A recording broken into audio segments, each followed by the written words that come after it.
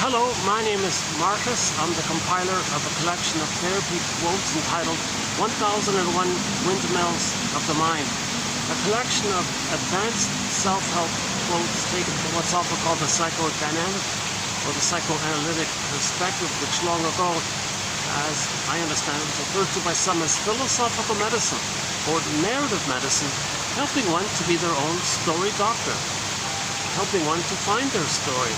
With trauma, we lose our story. Helping one to be their own detective, psychological detective, narrative detective, know thyself, explorer detective. Helping one to find themselves. Because a lot of ourselves gets repressed. That's psychic pain. We want to get it back. Probably a metaphor for the repressed self, the denied self, the second self, the secret self, the shadow self. This construct comprises of the idea that by the age of 5, so much of who the child is meant to be, long ago they would call it destiny, when he would become his authentic self, his destiny to become his authentic self. The word of the year for last year, 2023, was authentic. That the child has, he's meant to have, he's born with an authentic self, it's emerging to reach his psychological birth and having that sense of his authenticity. But with trauma, that's all frozen up, put into cold storage, petrified. Then the person feels kind of pained by the loss of that. And then that's called the repressed self. Much of our authentic self that didn't get a chance to emerge, and then it's frozen in a state of timelessness kind of thing. So yeah, Robert Bly's sort of a guest mentor in our collection here. Yeah, so our collection now has 10,000 quotes from the psychoanalytic tradition, 2,000 pages if they were printed out, single-spaced, an exciting collection of quotes. As best as I can see them to be or recognize them to be, they fit Grice's criteria, because there's a lot of material written, but I think the gift here, I believe, is that the quotes selected are relevant to the topic of healing our soul, getting back, reintegrating. So wholeness and healing are the same, but with trauma, we feel that kind of fragmentation, meaning our repressed self is aware, disconnected from ourselves. That's like a fragmentation of the self in a sense. So that's pain. So healing is wholeness. So get it back to yourself. Reclaim, re-own what you lost. So that's the journey to make the unconscious conscious, right? So all of the topics all of the quotes are on this topic of how do you be your own narrative medicine practitioner, your own existential detective, psychological detective. These quotes are an attempt to weave a basket. Okay, so psychoanalysis looks for an egg in a basket that's missing. So first weave the basket. Then the egg, the potential, new life, the firebird, getting back to your feelings, riding the firebird, that's getting back to your feelings. But that first need a basket. All right. Psychoanalysis looks for an egg in a basket that's missing. So first, weave this basket. Just as a bird first builds a nest, then there'll be an egg. You know. So we want to build this kind of constructs, theories, ballpark approximations, ideas, speculations, invitations for mutual exploration. Being a detective. Some quotes are like springboards for better ideas. Some quotes maybe you can pre-associate from. Some quotes link with other quotes which lead to better ideas. So we're just trying to weave this basket here of ideas, right? And just as Wilfred Lay was saying, just as when you look up in the sky at night, you might see a lot of stars. If you had better vision, you might see more stars. And if you had even better vision, you might see much more light and stars. What about about ourselves, unknown? It's kind of dark. It means we don't know, so we don't see. So these quotes are giving us night vision. So yeah, so these 10,000 quotes are giving us night vision. So in this video, we'll be doing TQ 2745. I just sort of discovered this author. Yeah, so we'll be doing beginning the new year with prenatal trauma, an appropriate beginning. It all sort of begins there. You know, this author, I've heard of him, but I never really understood him really, and I'm not interested in sort of his therapy method. But his research and being able to identify trauma and describe trauma, I think is pretty good and helpful. So, and he talks a lot about prenatal trauma, birth trauma, and his theory is that creates like a template, like a prototype. Like there's a lot of pain with that first trauma, and then there's like the original defense mechanisms, and then later on, under stress, we kind of replay that.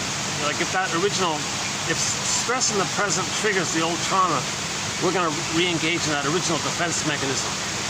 That's sort of his gist of his main theory here. But I'm talking about a guy named Arthur Janov. In the 70s apparently he was a bit of a rock star, talking about something that nobody else was really talking about, that trauma is deep in the brainstem, like way down there. But our cognitive mind sort of may not be able to, psychoanalysis tries to make that bridge. When you feel safe with ideas, feelings can come up. So generally when you feel safe, feelings come up. He says that he tried psychoanalysis, and for whatever reason, I'm not sure, I just discovered him, so I'll update it later on. He says, well, maybe, I'm going to be struggling a little bit with this theory, so I'm just starting off with it. I did a little bit of his work.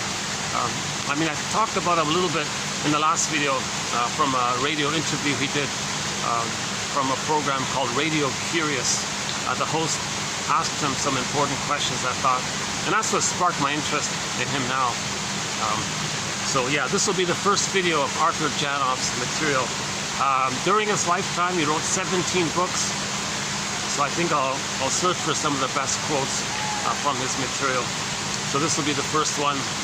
There'll be at least maybe, I'm not sure, maybe 3-4 videos of him. So, hold on a sec. Oh yeah, so this is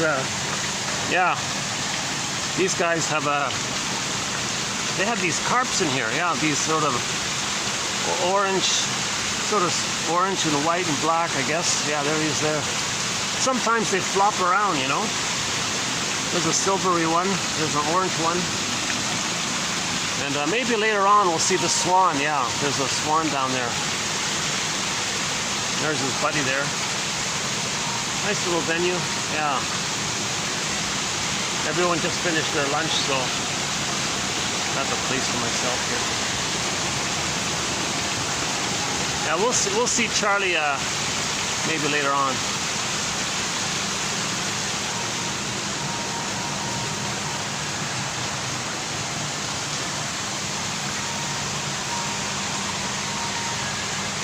You might see me, it's still pretty hot, you might see me sweating a little, sorry about that. Yeah. Ongoing issue with doing these outdoors.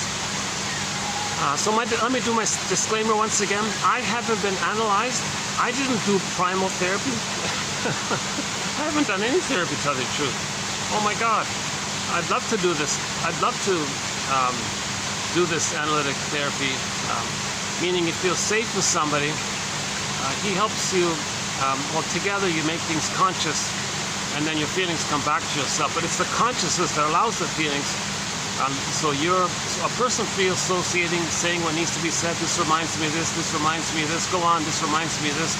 And you feel safe with somebody, and that interaction of the safety with somebody, you kind of remember that, and that's like new wiring in a sense.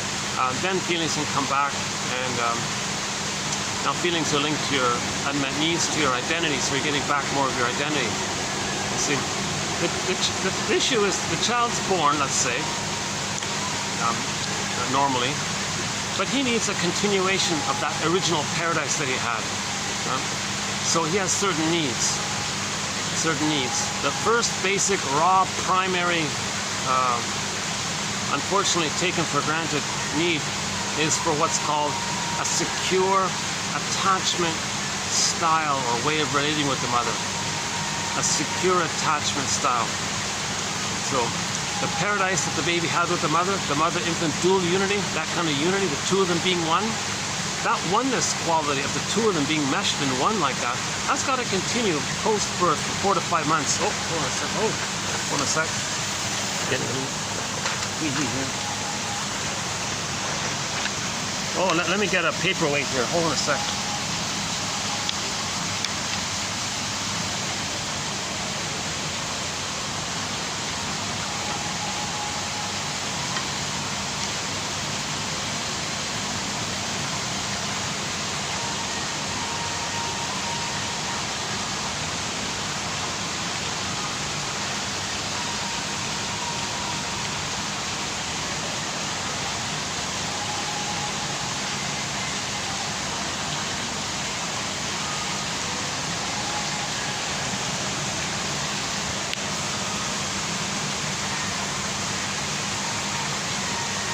Yeah, so the baby needs a continuation of the mother-infant dual unity, that symbiosis, and a communication between the baby and the mother that's nonverbal, that's emotional, and there is that communication, and the baby feels mother's soothing presence, the safety with the mother, mother's warmth, and that interaction kind of takes place, and with that level of warmth and an emotional relatedness, the child can, by the age of 4 to 5 months on average, have a self-concept that kind of hatches out of the original blurredness of the two, of the oneness thing.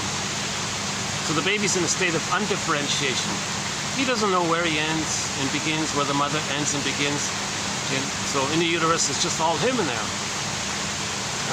Eyes are closed, amniotic sac floating around in the oceanic, watery-like feeling, oceanic bliss. Now all babies have their, I feel their foreign amness. I feel their foreign amness. Their amness animates with their feeling, has the golden ball, the radiance, the vibrancy like the sun irradiates. So they feel a kind of warm, radiant, animating expression called embodiment. The babies have that, so they feel pretty good. That's the basic, normal state of affairs. I feel therefore I am. So he has that. Now when he comes out, that's got to continue for 4 to 5 months, they say, on average. Some people, there's some debate about the range. Some I've seen 3 to 6 months. I've even seen one that said 2 to 7 months. As early as 2 months, the child can hatch. As late as 7 months, the child will hatch. I'm still using Margaret Mahler's theory. On average, it's 4 to 5 months. So for the first 4 to 5 months, the baby needs a continuity of that mother-infant dual unity. So in the uterus, it was baby, cord, placenta, mother, mother, placenta, cord, baby, baby, cord, placenta, mother. It was like a 1, 2, and even kind of, it flowed, it was even rhythmic, it was smooth, a little melodic, someone said, heartbeat, pulsating of the cord, blood in the 3 veins, do, re, mi, one. It kind of, it's all musical, they said. Anyways, it kind of, there was a rhythm of safety, and the interaction was there. Mother and the baby, just the two of them. Obviously, we see that when the mother's pregnant, just the baby and the mother, right? Just the two of them. But when the baby comes out, that quality of just the two of them, it's got to continue in the land version of it. The baby needs like a land uterus, like a land, a quality of relating on the land that's called an extended social, interpersonal womb. The babies need like an extended womb-like air, land version of what he had originally. So the mother's little, because the baby's going to continue to lay down neural pathways based on the interaction with the mother. So luckily, in the uterus, it was pretty easy. Mother didn't need to do much. Assuming she didn't smoke or drink or go to heavy metal concerts or argue or, have strong negative feelings or something. Assuming the mother didn't create what's called prenatal distress syndrome for the baby. Assuming the baby was in a welcoming womb, assuming everything was normal like that, so then everything's okay, right? The baby's alive, he's one with the grand, powerful mother. That's called the unico mystica, one with this big mystery. Kind of powerful, needs baby, all of his needs get met. He thinks it's just him in there. He thinks maybe he creates everything. He even meets his own needs, thinking that the mother's him, an extension of him. He doesn't really differentiate anything, but his needs are getting met. He's alive, so he's considered to be in the Garden of Eden. or Shangri-La, Shambhala, or Avalon, or any kind of paradisical image, right? Robert Bly jokes, yeah, times were good. And another joke was, we spent the first 9 months of life trying to get out of the womb, and the rest of our lives trying to get back in. Just a little joke about how paradisical it was in there. So that paradise is meant to continue for the first 4 to 5 months. So assuming he does get the paradise, this oneness, this blissful, oceanic blissful feeling. And actually, Janov was saying, sometimes the reason people like, waterfront properties and going to the beach and the sea, being by the sea, or images of water. And yeah, we've got water behind me here. Yeah, I noticed that. It's more soothing to be near the water kind of thing. He thinks here, let's see, our final quote here.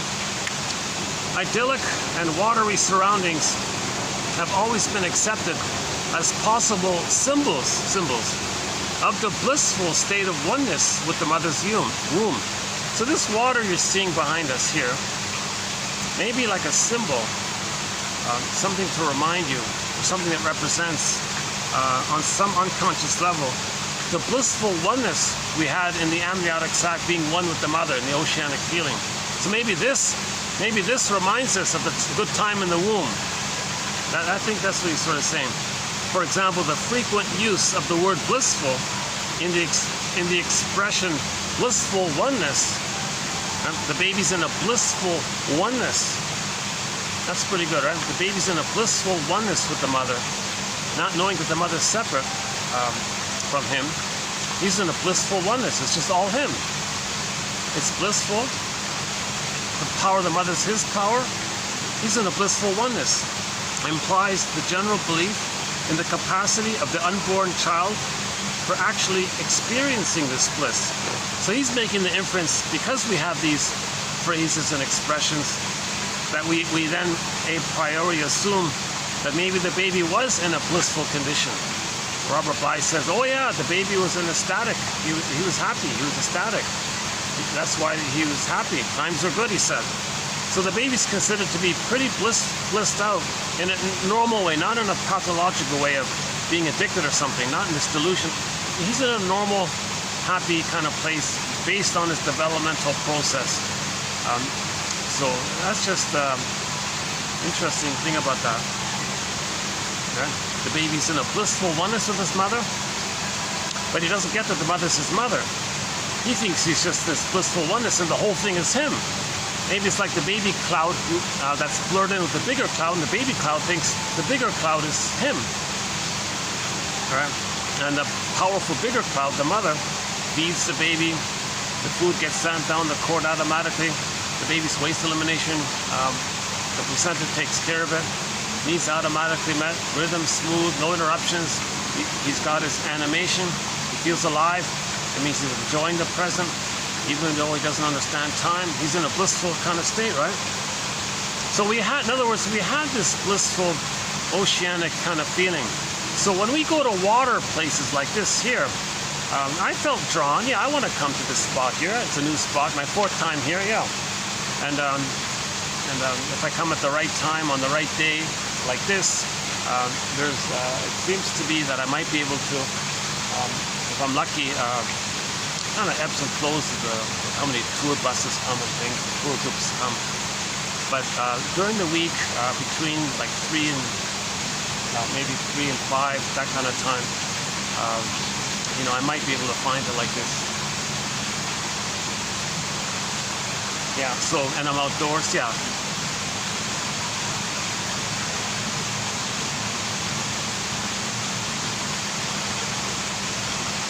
I noticed myself, like I was I was in like a little cottage kind of place and what did I do in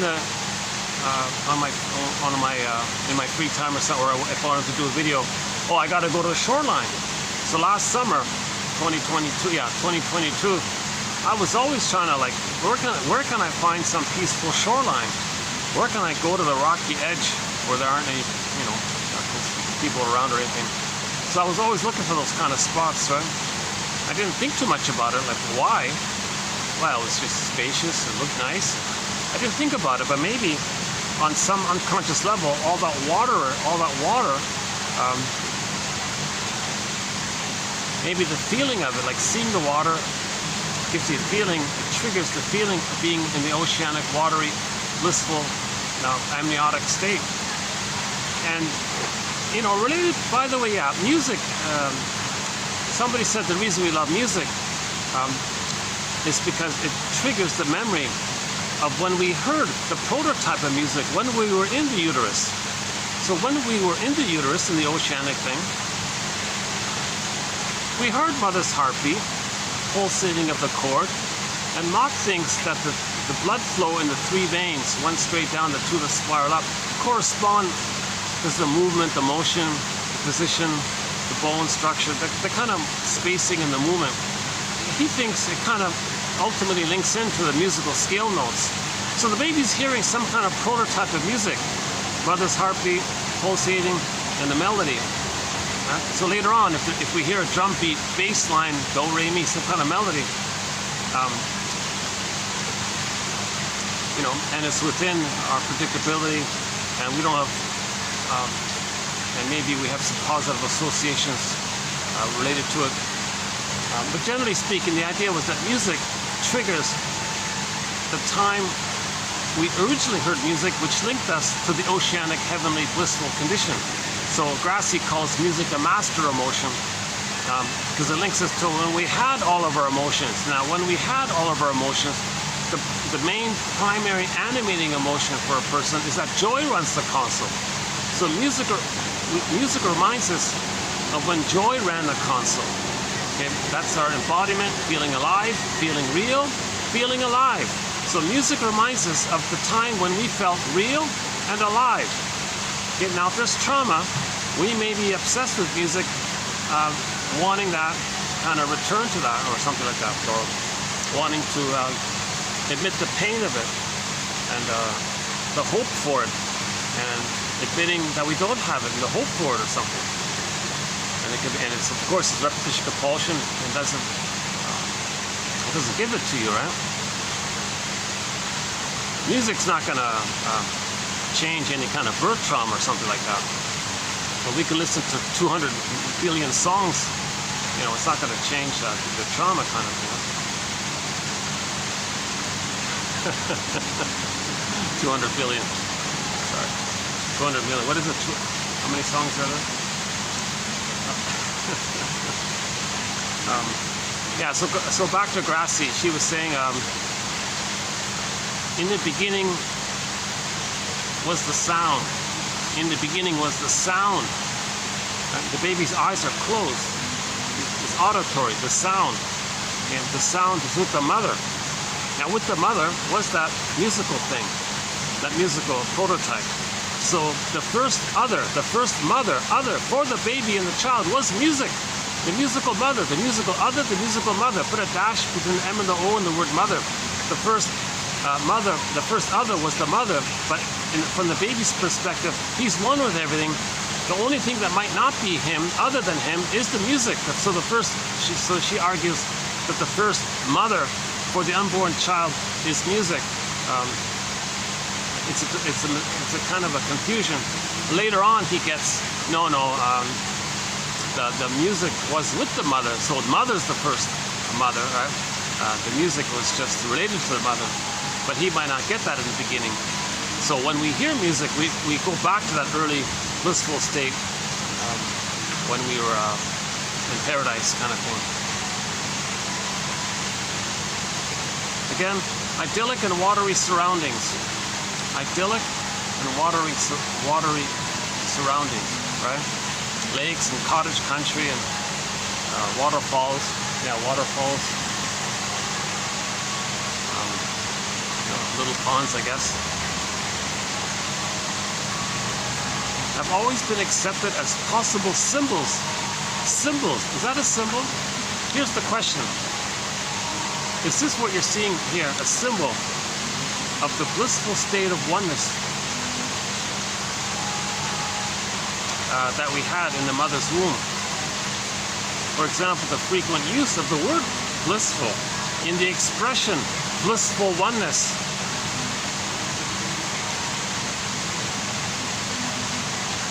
Maybe when people eat ice cream, they're in this blissful oneness, a little bit, right? This trance, like this happy, you know, you trick your brain to make you feel safe the way you feel safe with the mother, right? So you eat the cookies, the sugar, salt, and fat tricks the mammalian part of the brain into perceiving the person is safe by the extra surplus food like that. So then you get serotonin by the safety. And you're getting a level of serotonin that seems to be the level of serotonin that the baby would normally get when he's loved by the mother. So you eat cookies, and for a minute you feel the oneness with the mother. It doesn't work, so you do it again. Doesn't work, so you do it again.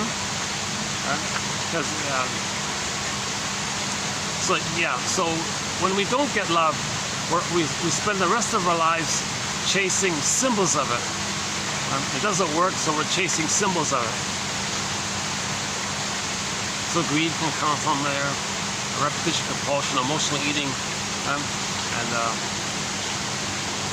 you know, the stimulating fluids. Breast milk was a stimulating fluid. Breast milk was like the mother's maternal spirit. Okay, well, what's symbolic of it? Well, maybe alcoholic spirits might be symbolic. So you pursue it, it doesn't work, problem is still there, pursue it. The disappointment connects you to the traumatic mother, so now you're an emotional refugee from the love that you seek. So when you leave the abusive mother, and you're going to autocratically get it yourself with this symbol of mother, okay? So you're excited because you're leaving the abusive mother, and you're excited because you're going to chase to finally find the good mother. All right? So that's the jocose phase, okay? And then it's disappointing. That's the morose. Then you might complain. That's the bellicose. And now the so-called hanger, Burger calls it the comatose. So we did that quote recently, called jocose, morose, bellicose, comatose. Comatose, he means the hangover phase. So, yeah. Actually, Janov makes this point as well. I think in the next video we'll have it about the symbol. But do we have it here? Hang on a sec. Addicted to substitute fulfillment. Yeah, okay, here it is here. Love outside the critical period cannot make permanent changes in the neurobiological system. It's a critical time. The baby needs love during that critical time, first 3 years. If that's missing, okay, then all the substitute symbols of that, it's never going to correct that. And you spent your whole life chasing the symbolic, Martha Stark calls it relentless hope, relentless outrage, relentless entitlement, and you're stuck in this and chasing it. Okay, so your fame, prestige, power, glory, you're chasing it, or greedy, and you're envy, and you're angry, and entitlement, narcissism, you're chasing it. All these symbolic things can never correct that original wiring that was laid down, right? So that's love outside the critical period. So the person becomes addicted to substitute fulfillment. Substitute fulfillment. Okay? That's the repetition compulsion to try to get what you needed.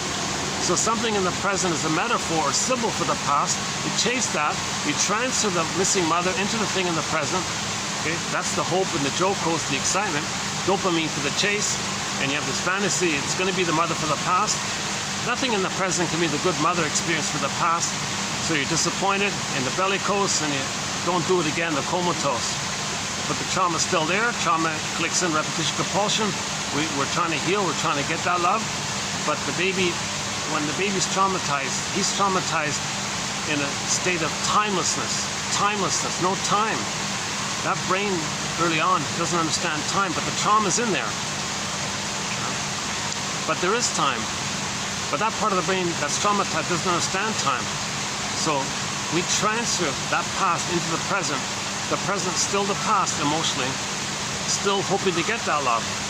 Now, nothing in the present is the good breast mother experience for that critical time, the first 3 years, so it's disappointed.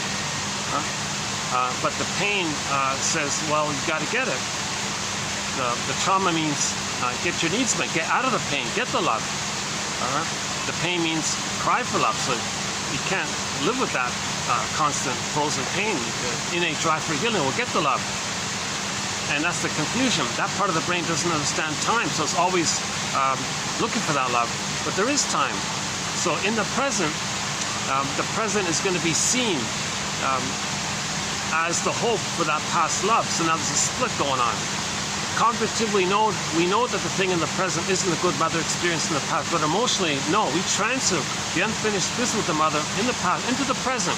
We transfer the problem with the mother in the past, see it emotionally into the present sneakily, but we don't recognize it consciously. Shall I compare thee to an onion? So the conscious makes it, so the conscious is kind of just, it's there like a mask or something, and we don't even know, but the real driver is that's a puppet master. The real driver is like this, right? So now the fantasy is that the thing in the present that you're back in the past, and the thing in the present is going to be the good maternal experience that was needed back then. It doesn't work.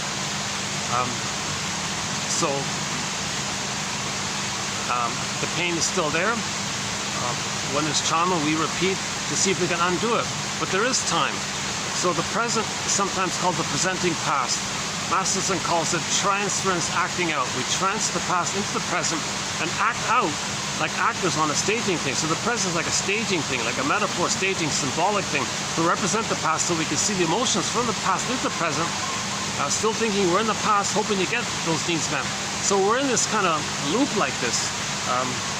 So if the baby doesn't get the maternal love, they may become an emotional eater their whole lives, unless they're conscious. So the cookies have the idea that the sugar, salt, and fat has the effect of tricking the mammalian part of the brain into thinking that the person is safe by the food. So you're safe by that way, so you get the serotonin. But that's not the serotonin from the mother's love, so it doesn't work. Or sometimes food is in the unconscious. Mother gives food, mother, food. So you might think unconsciously it's very easy to transfer mother onto food in the unconscious. But the cookies isn't a maternal experience in the past. It doesn't work. And same thing with the stimulating fluids. Okay? A burglar's quote about the alcoholic issue. We don't have a thread on alcoholism, but we do have a sprinkling of quotes on it. I think that last one we did about a month ago by Burglar. Check out Burglar, one of our mentors. Just type in the word jocose or bellicose. It should show up about a month ago. That's an excellent quote we did. Take another peek here.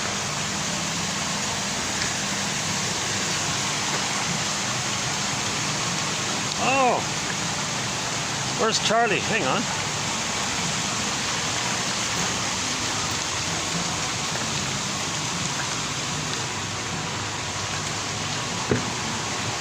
Oh, okay. He's entertaining the other guest over there. Let's not get him. Let's not get the guest in the camera. Well, I don't know if you can see him there. Sort of at the top of your screen there.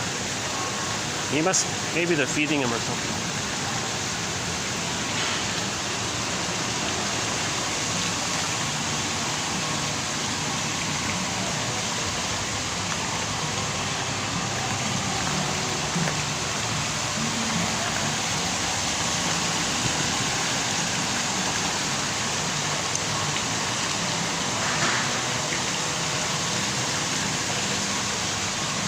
Get back to my idyllic watery surroundings, which remind me of the blissful state of oneness.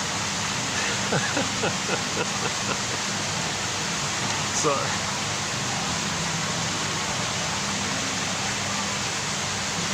in that blissful state of oneness, we're safe, right? And it reminds us of the time before the trauma, obviously. So we're always trying to be reminded of the good time before the trauma. That's called pathological nostalgia, right? It's a defense against mourning the trauma. If we're always looking back for the triggering of the blissful oneness feeling, if we're always looking back like that, that's a defense to distract us from the pain of the trauma. If we're always looking back at that, on those good old days, right? Robert Blythe jokes about.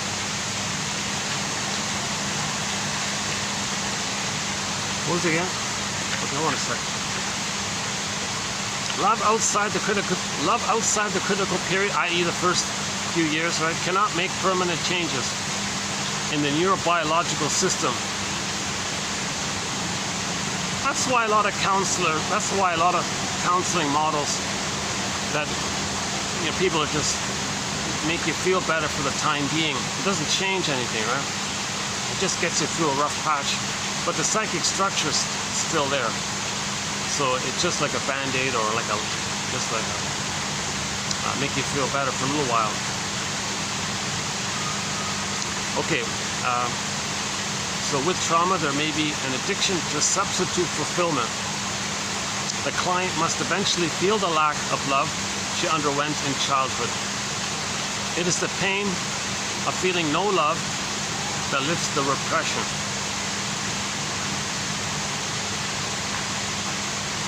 So that's Mr. Janov's big emphasis. Don't do things to avoid the pain. Accept the pain of being unloved. Then you're so-called processing, metabolizing. If you can experience the feeling related to your unmet need for the safety and love, and you're aware of it, what's going on, and you can hold that, awareness of, and you know what's going on, then maybe you can get more of your connection to yourself. If you make that conscious link, that the pain you're feeling comes from the needs not being met, the needs for secure attachment style or love. So when he means love, he means secure attachment style and the needs for it. The baby needs a secure attachment style for his identity. When those needs don't get met, the positive feelings are zooped away. Disney film, joy and sadness got zooped away, mainly angers at the console. So anger is an expression. Mr. Rosenberg always, his main line is, anger is an expression of unmet needs, but he means the needs for attachment, secure attachment. So we can modify it. We can say anger is an expression of a person's original unmet needs for a secure attachment style. Right? So F and N are feelings and needs, and then feelings and identity. So just in general, if the person's, just in broad terms, if a person's needs are met, they'll feel kind of pleasant. If the needs are unmet, they'll feel unpleasant. Now for the baby, his needs were for a secure attachment style. So if he gets those needs met, then I feel, therefore I am. From our identity animates our feelings. I feel, therefore I am, therefore I can feel. So it's kind of linked like that, right? What else was it? Hold on a sec.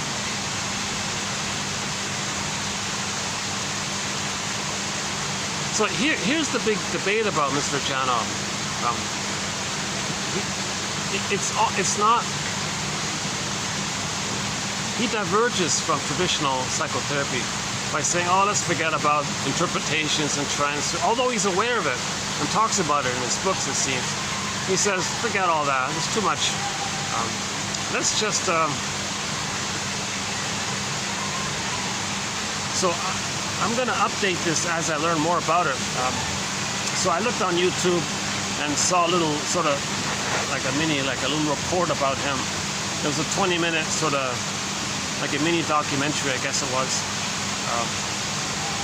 And they showed like a sample of what he does. So, and the narrator of the film was saying, you know, maybe he's like Freud 2.0 or something. I go, whoa, that's quite a compliment. What do you mean by that? And then I think I know what he means.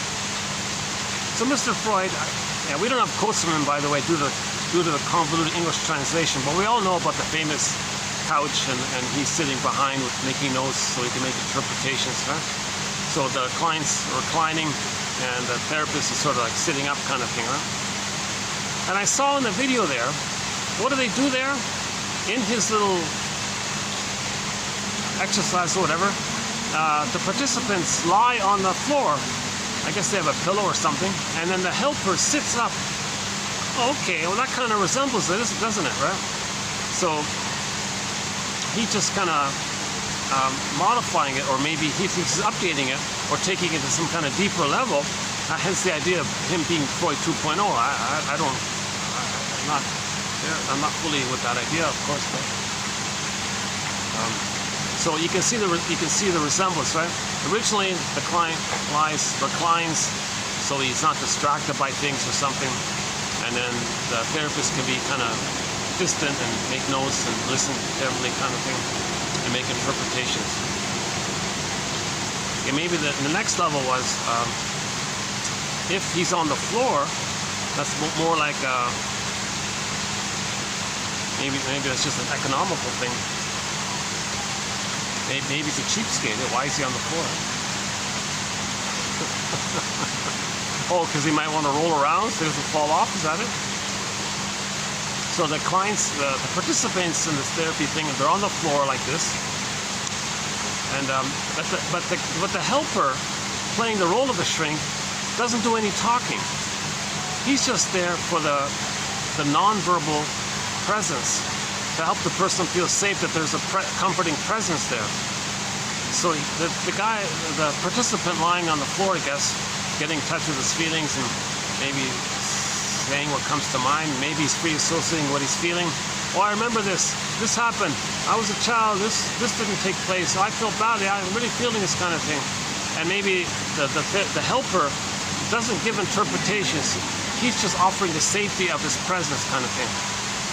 And because he doesn't talk, because he's not a shrink, that helper can float around to several people. So notice that. So there might be like, let's say 30 participants lying on the floor, breathing or whatever. I don't know the details. Breathing or whatever they're doing to kind of, maybe they do a kind of smooth rhythmic breathing, because the rhythm is this, they maybe had a smooth rhythmic breathing. So if we do this kind of exhale a little longer, make it circular breathing, and just kind of maybe stay with that rhythm, it might trigger that safe time, and just before he got traumatized. Again, I'm not a doctor, I'm not a therapist. Keep my disclaimer in mind. You got to read the books yourself, figure it out yourself, kind of thing. I'm just exploring it to learn it myself. So I'm still in the earliest stage of this.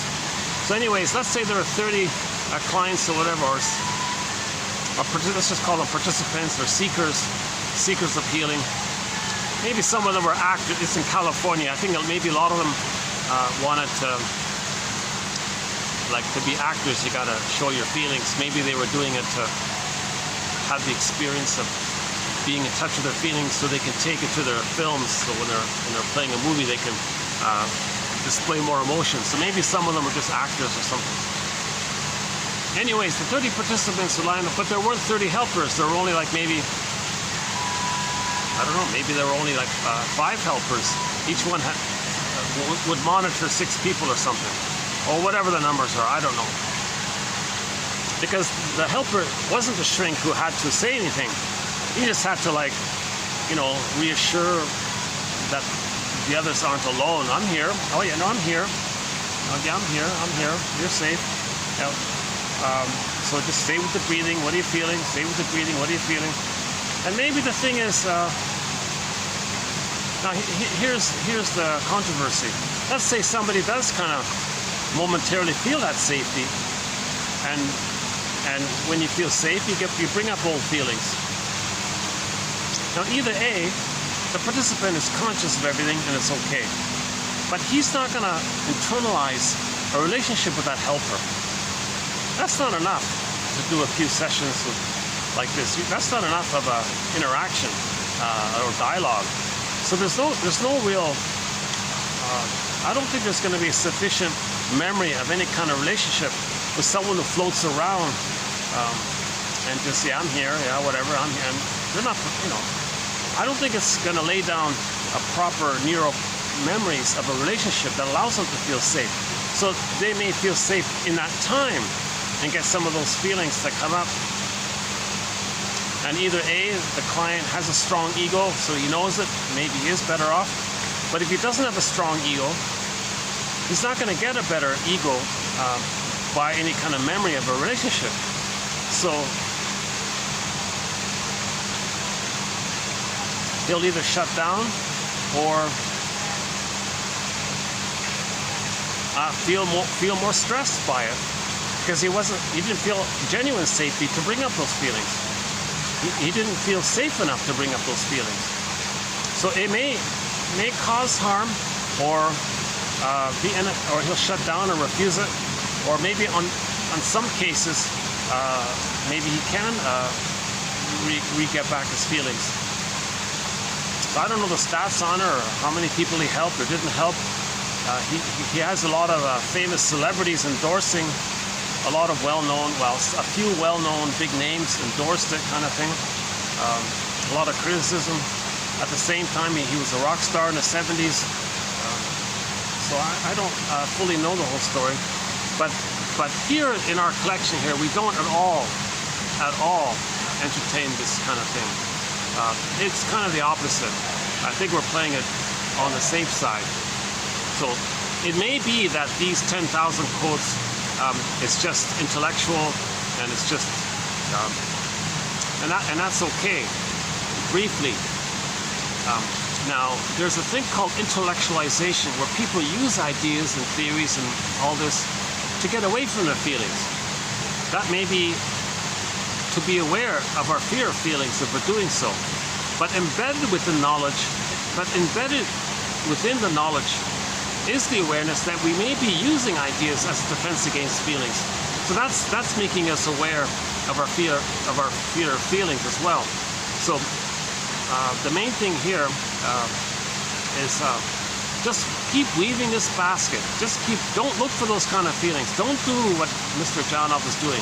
Don't do those rebirthing or primal breathing. Don't do that kind of thing. There may be exceptions, I guess. But here we're not at all looking at that kind of thing. So I'm still sticking with the poet. Psychoanalysis looks for an egg, your feelings, the firebird, getting back your feelings. The firebird's in the egg. See, when the firebird comes out of the egg, you ride on the back of the firebird. That's the image of emotional knowing. You're getting your feelings back. You're feeling alive and vibrant. Okay, the vibrant feathers of the firebird, and you're kind of getting back at yourself like this. That's an image for, but that firebird came out of an egg, but that egg needs a nest or a basket. No basket, no nest. The egg can't really feel contained. So these quotes give us a level of safety, and it may be temporarily the knowledge is just intellectual, and that's Mr. Janov's complaint. Oh yeah, that's just intellectual. That's just in your head. Well, okay, we need both. First set it up, and then you leave it alone, and then you might get a dream and feelings come up. So don't bypass. What he's doing is, in effect, bypassing the theories, not teaching. It's kind of like almost, I guess he does give, like, yeah, he was giving some kind of lecture. Maybe he was partially helping people to be aware of it with his lectures. Yeah, I saw him on the blackboard giving a lecture or something. But individuals are not getting personalized interpretations of how they're transferring.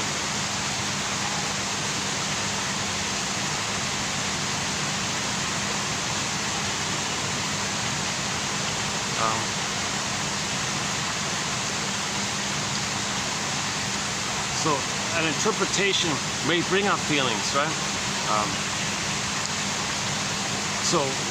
First get the intellectual aha. It may not be emotional knowing, but first you get the intellectual interesting idea. That kind of, yeah, there's something there. Let it wait, let it percolate, let just leave it there. And maybe it leads to emotional knowing. Maybe it leads to the firebird. So the intellectual inside is like a nest, like some container, and then it may lead to the egg and the firebird and an emotional knowing. Now Mr. Janov and the rebirth, oh, forget all that nest. I just go back, feel it. His theory is that the baby tried to scream. When his needs didn't get met, he was screaming, but too much excitation, there's a frozen, voiceless scream. His theory is with trauma, with prenatal trauma, birth trauma, or trauma early on, the baby is screaming, but he couldn't scream. So it's frozen at that point where he tried to scream but couldn't scream. So there's like a frozen scream in there. It's funny, when I heard him say that, I was reminded of a band called Frozen Ghost. I checked through they have two albums, I think, or 3 albums, but their music was nonsense. I didn't get into it. I was hoping to find a good song on it so I could refer to the band Frozen Ghost, but they were a very mediocre, slightly irritating rock band or something. It turns out they were an offshoot of a prior band called Sheriff. Some of the band members left and formed their own band or something. But that band Sheriff has a big hit called When I'm With You. That's on our soundtrack. So never mind about that.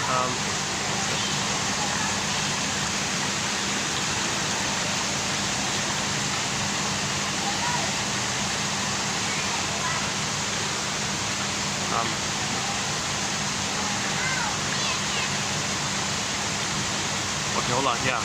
It's not bad with the watery. Are my videos better with the watery in the background? With the idyllic watery surroundings? Does watching this video trigger someone's feelings of unconscious, blissful oneness? Oh, hold on.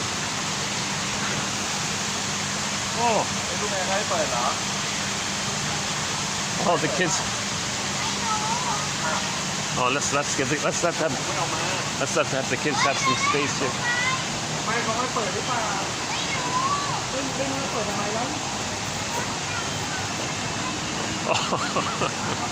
Oh, 2 little kids are trying to unlock the gate there so they can hold or grab the swan there, but it's locked. And the daughter and the father's telling him, you can't grab the swan. But anyways, the kids are thrilled to see the swan.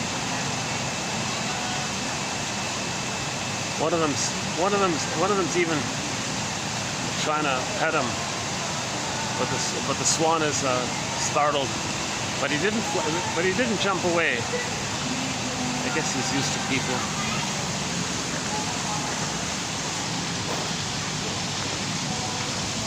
Just some more idyllic, watery surroundings.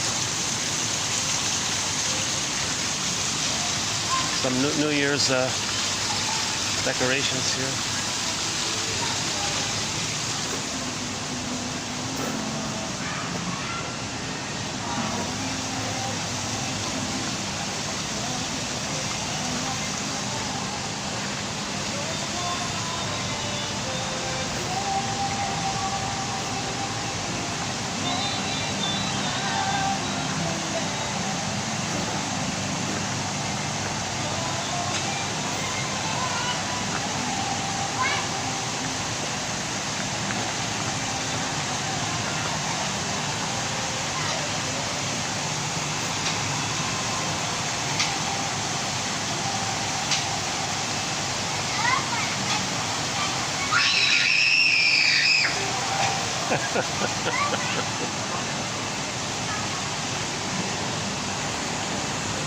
So why would the little kid scream at the swan?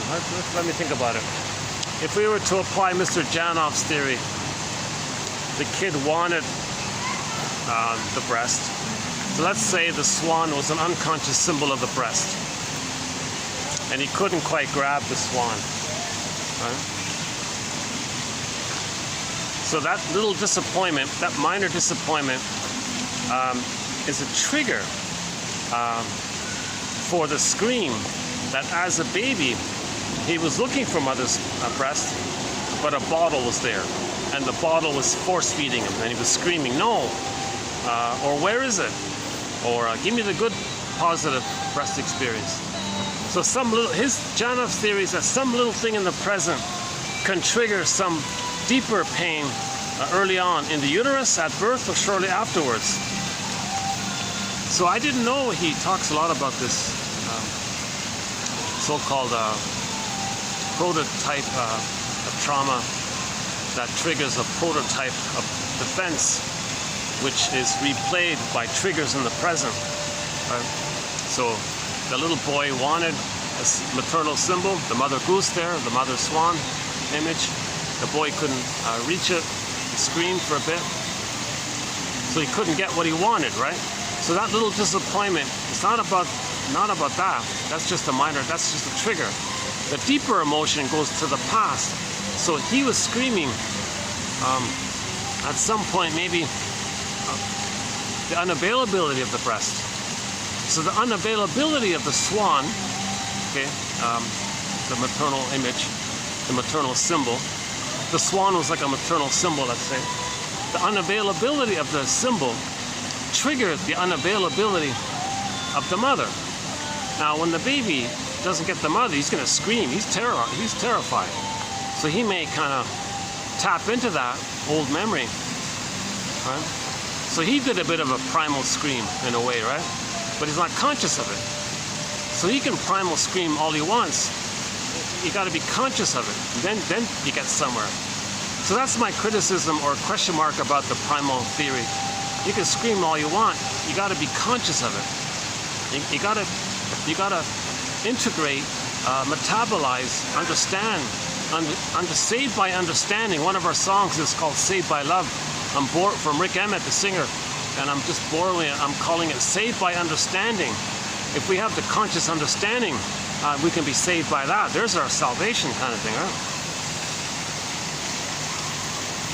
Yeah, if I had an alternative title to 1001 Windmills of the Mind, it might be Saved by Understanding. Maybe I can write to Rick Emmett, could you kindly replay Saved by Love, and can you twist it a bit and be saved by maybe knowledge? No, saved by understanding, saved by knowledge, saved by knowledge. But the knowledge has got to lead to understanding, right? But the knowledge implies understanding. Saved by knowledge. What's better, saved by knowledge or saved by understanding? Musically, it'd be saved by knowledge. Saved by knowledge. Right? Saved by... Can that be made musical? Can that phrase be made into a musical way? Phrase, saved by understanding. Saved by... I'm not sure. Oh. Okay, I think they've moved on. The swan is totally unfazed by the kids, the drama there.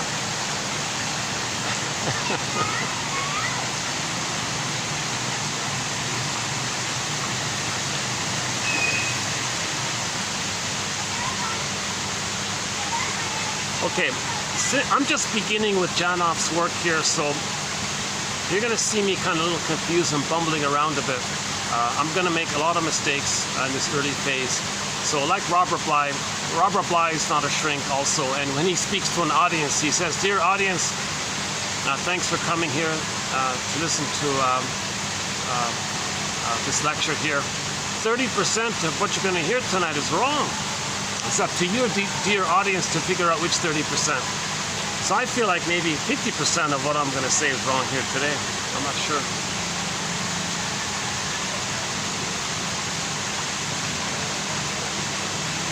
Okay, now a lot of this there now, you know, your friend patting on the back, that kind of stuff,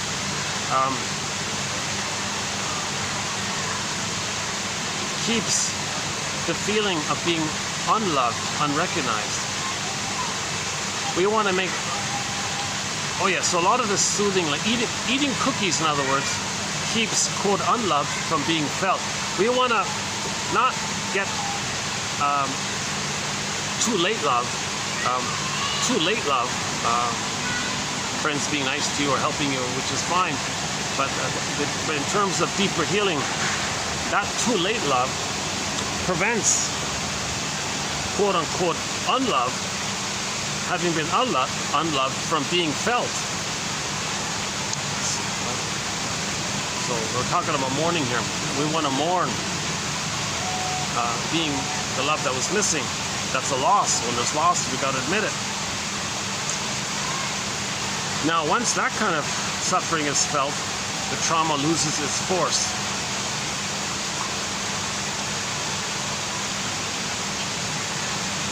If there were any way that an imprint can be erased, quote unquote erased, it would be in bringing the trauma up to the prefrontal area for integration. Yeah, so at least here he's saying, yeah, in this part he's saying it, you want to make it up to your consciousness. Make the unconscious conscious.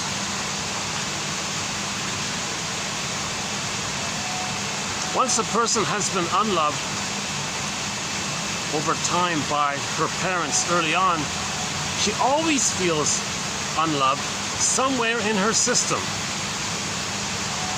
This feeling is what most people are tranquilizing with comfort foods, overwork, alcohol, etc. Why do people drink even when they now have a loving family? History, their personal history.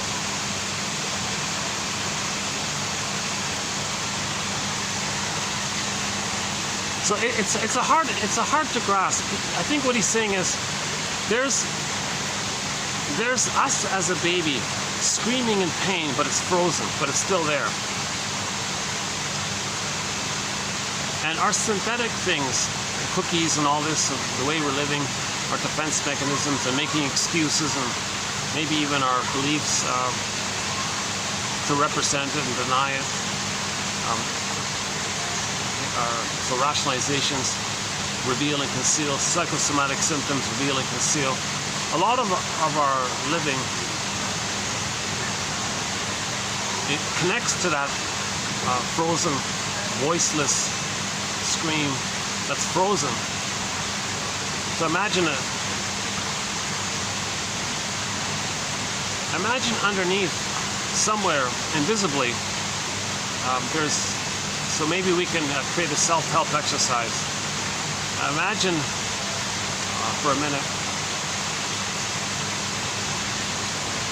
that underneath your personality somewhere, underneath your swoon, you feel like you're sleepwalking through life. See, the sleepwalking through life is the mercy of the screaming. The screaming is timeless. The baby in the uterus or at birth, he was screaming, or tried to scream, he couldn't scream. That's still there, and he's screaming. And that activates the continuous release of the mercy-numbing endorphins. So the mercy-numbing endorphins keeps us numbed over of the pain. So if you think you're feeling nothing, if you think you feel numb or nothing, that's when you're hurting the most.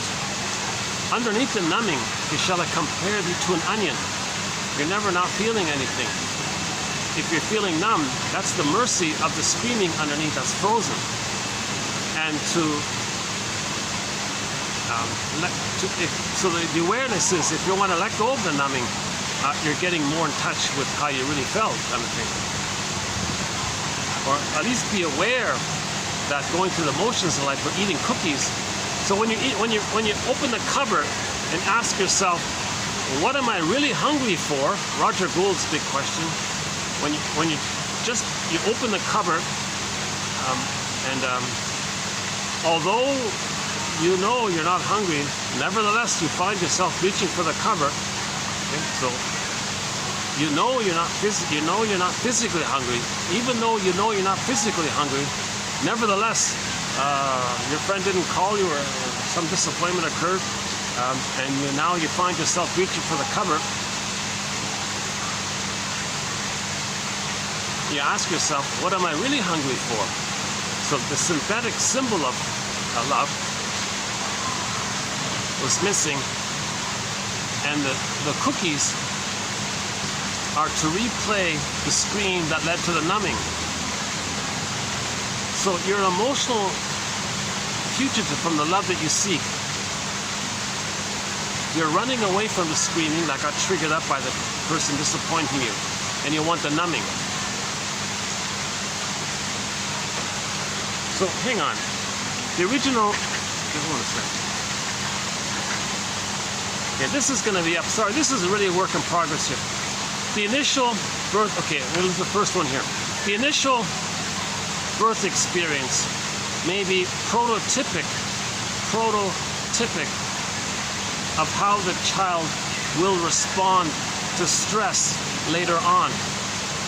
So the notion of prototypic trauma and prototypic defense.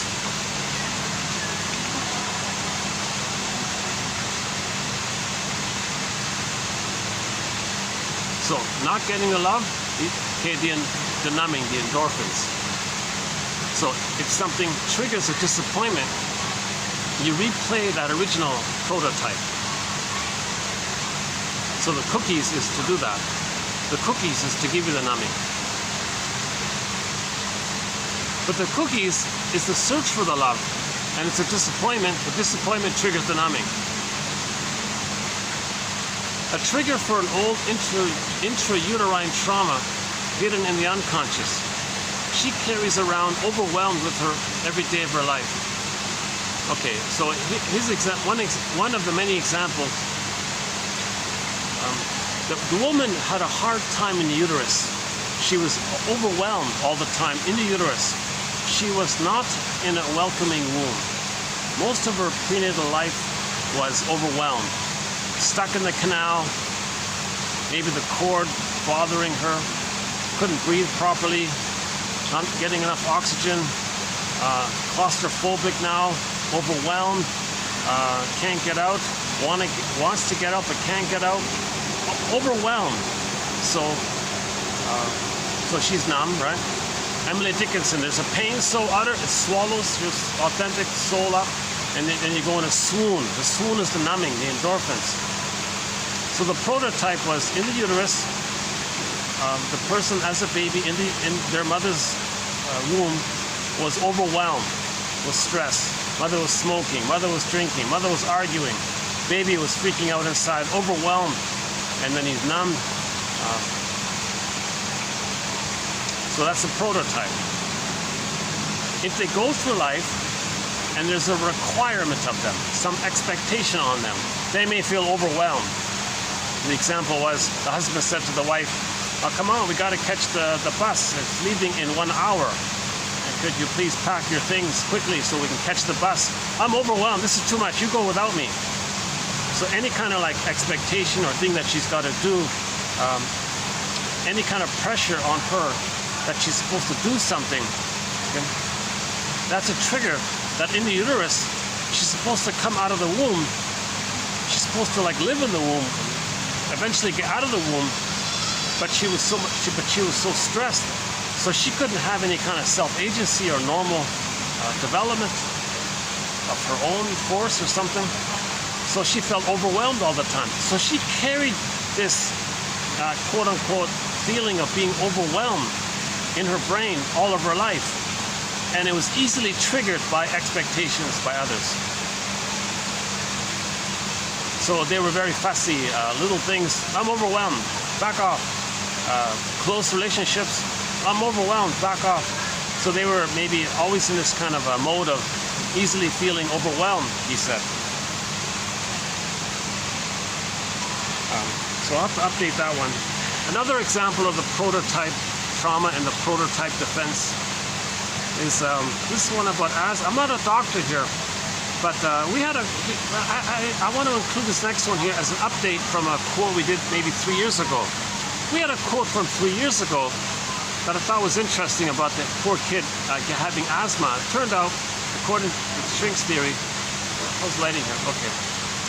One shrink had the theory that some kid had asthma because the mother smothered the baby with her breastfeeding, or with the bottle, and the child couldn't breathe because the mother was demanding, no, you gotta feed now, force feeding. And he was smothered, the mother was controlling and demanding and bossy, do what I want, obey, and the child couldn't breathe by this, and he developed asthma by it. Now, what Janov might say was that outer experience was bad enough, but it triggered a more primal experience as follows. Congestion of fluids during a protracted labor and birth could cause the neonate, the unborn child, to reflexively constrict his bronchioles, his bronchioles, C-H-I-O-L-E-S, bronchitis, lungs, I guess, part of his lungs, in order to save his life. So if the baby's in the uterus and he's stressed out,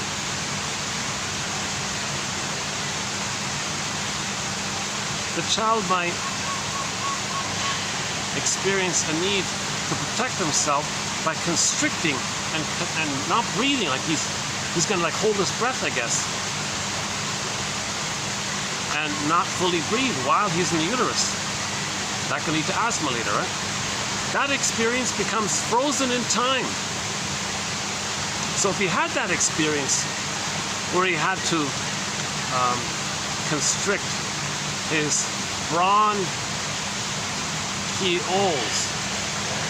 B-R-O-N-C-H-I-O-L-E-S, however you pronounce that. Bronchioles? No. Bronchioles, in order to save his life. So he had to freeze up inside, constricting his lungs because of all the fluids. He couldn't be born. The fluids were congested, so he might like drown. He might like drown in the uterus. Is that right? Congestion of fluids during a protracted labor. Yeah, he said also some women didn't want to be a mother. And the baby's coming out. No, keep the baby in. And she was tense, afraid of the birth because she didn't want to be a mother. And now the baby's coming out and she was tightening, constricting because she was afraid to be a mother. So because of the fear, she created tension. That tension led to a protracted labor. And with the protracted labor, that led to a congestion of fluids in the poor baby. That poor baby had to constrict his bronchioles in order to save his life. So how do you like that, eh? The mother is neurotic about being a mother, so the poor baby almost drowns himself to death inside. That experience becomes frozen in time in the form of a primary memory circuit. So that later stress, so there's the experience. You had that experience, right? So that later stress trigger, something later on, the stress might trigger that. So that later stress, which is interpreted, which may be interpreted as life-threatening. So if the child's scared in his life in some other way, some daily experiences, whatever they may be, if the baby sees it as threatening in some way, or if it is actually threatening, it'll trigger that experience he had in the uterus, and then that led to the baby's asthma now. So, for example, what can trigger this thing? What can trigger the baby's near-death experience in the uterus? Well, for example, one trigger might be an argument between one's parents, which portends divorce. So if the child thinks he's going to lose his mother or father, family's going to be gone, the mother has to work all day or whatever, that might trigger the fear, the more primal fear, the primal memory circuit fear.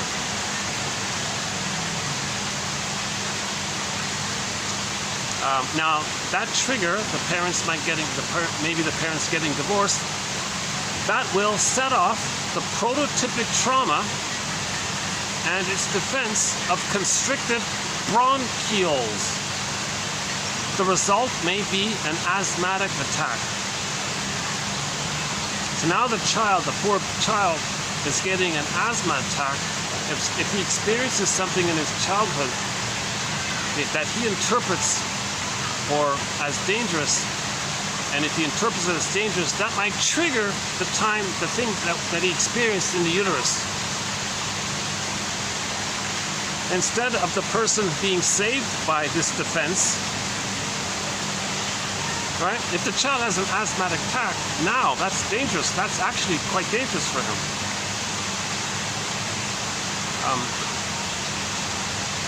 What if he doesn't have the puffer or whatever, or something like that? Instead of the person or child being saved by this defense, as it was at birth, they are now in danger. This, in essence, is neurosis. So now the child's neurotic, because the child's defense that he developed in the uterus, okay, was for that time. So it's just for that time. A defense that has outlived its function. That defense was for that function at that time. But to reuse that defense later on, that's neurosis. If we use an old defense in the present that was just for the past, that's neurosis. Right? The things that the baby does to survive, that's great. It can help them survive. But later on, to use those same things makes us neurotic, dysfunctional, distorting the present. The present is not the past, but we see the present as the past, re-experiencing or interpreting the present as the past, reusing those old defenses. That makes us very neurotic like this, right? The asthma occurs because the parents' argument sets off the original primal trauma at birth. So if something in the present sets off some terror from the birth trauma or the uterus trauma, that's neurosis. Because the thing in the present is not... We don't want some disappointment in the present to trigger some immense old fears and defensive reaction. We don't want something in the present to make us react the way we acted in the past, thinking we're back in the past and we're going to reenact the way we reacted in the past, interpreting the present as the past, the present just being a trigger for the past. That's neurosis. So the little kid wanted the symbol of the mother, wanted the goose or the swan. Some people regard birds as symbols of the breast. And Arthur, what's his name? Arthur something? Wirmhurt, is that right? He was a buddy of Edmund Burglar, one of our mentors. I think Edmund Burglar wrote the foreword to this book. And Arthur Wirmhurt, a German shrink, he took a lot of famous, well-known, one of the most, like a dozen or so of the most famous poems, and he put them on the couch. And most of those poems had bird symbols in it. And he interpreted all of those bird symbols as symbolic breasts. Right? So if that's the case, and that little kid saw the symbolic breast, couldn't get it, that triggered, that current experience triggered a primal experience.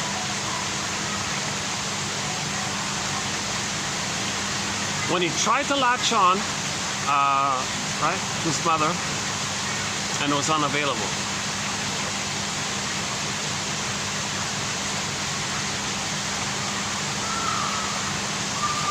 It'd be unreasonable to scream like that if he couldn't hold the bird, if he couldn't hold the swan. Why would a kid scream like that?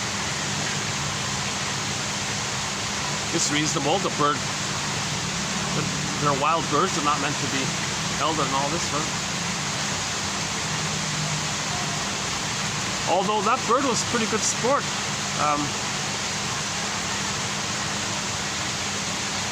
The kid almost kind of, he reached over and tried to pet him on the top there. And I think he gently just almost touched him or something. The bird didn't fly away or anything.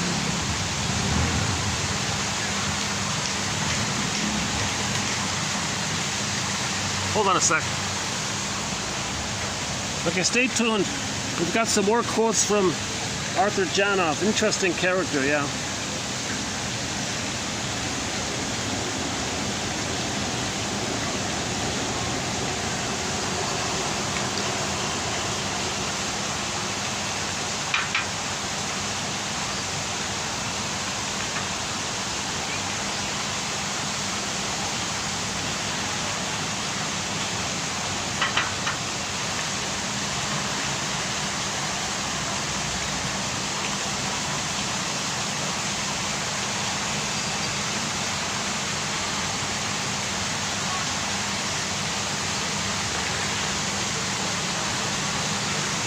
So his example with frozen trauma, the silent scream, the baby's silent scream, right?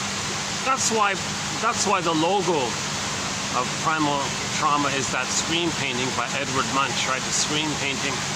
So when the baby's traumatized, maybe there is that silent scream. You know, that painting, by the way, the Edward Munch, whatever painting. Somebody said on Wikipedia that painting, the screen painting by Edward Munch, it's like somebody paid like some hedge fund guy or something.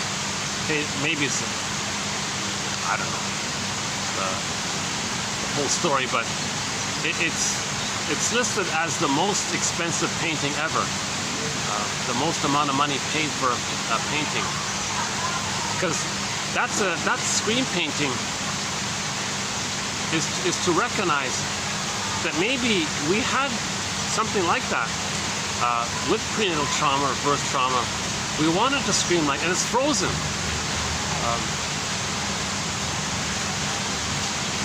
And that frozen screen painting within us, it's always there. Now the endorphins numb it, but it's still there. So with deprivation, so he calls that screen painting like a flashing neon light, the screaming, right? With deprivation, love deprivation, baby not getting his needs met, baby not feeling safe with the mother, missing mother's attunement, missing mother's reverie, missing a maternal experience, missing her soothing, missing her warmth, missing skin-to-skin contact, missing breastfeeding because of the nerve lines, not getting mother's loving gaze, missing all this stuff, right? Deprivation. With deprivation, the system, the whole organism system, remains continually under stress, continually under stress, because there is an electrochemical sign inside that flashes unloved on and off. So inside everybody with trauma, there's an electrochemical neon sign that's flashing. Unloved, unloved, unloved, beep, beep, unloved, unloved. It's flashing constantly in a frozen loop. It's flashing like this.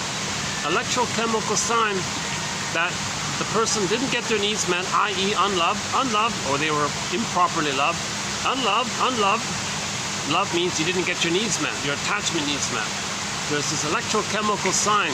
So something in your brain, or something is telling your brain, unloved, needs didn't get met, unloved, beep, beep, that red flashing neon line. Now, because of that flashing neon line, that sign, oh, battery, oh, hold on, oh, hold on, oh, hang on, hold on. Let's see if I can save the battery here.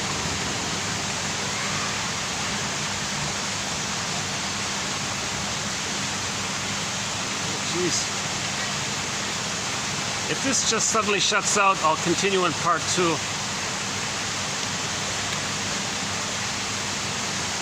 No? Uh-oh, it's gonna shut. I'll see you in part 2. It's gonna shut down on me here.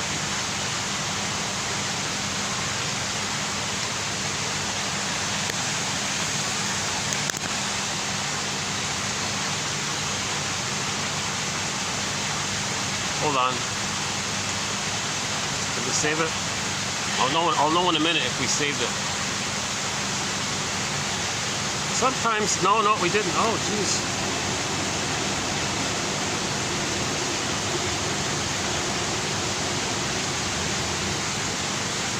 No. Hang on. See, this whole time, my battery thing wasn't working the whole time. No, it's gonna shut down again. Okay, I'll see you in part 2.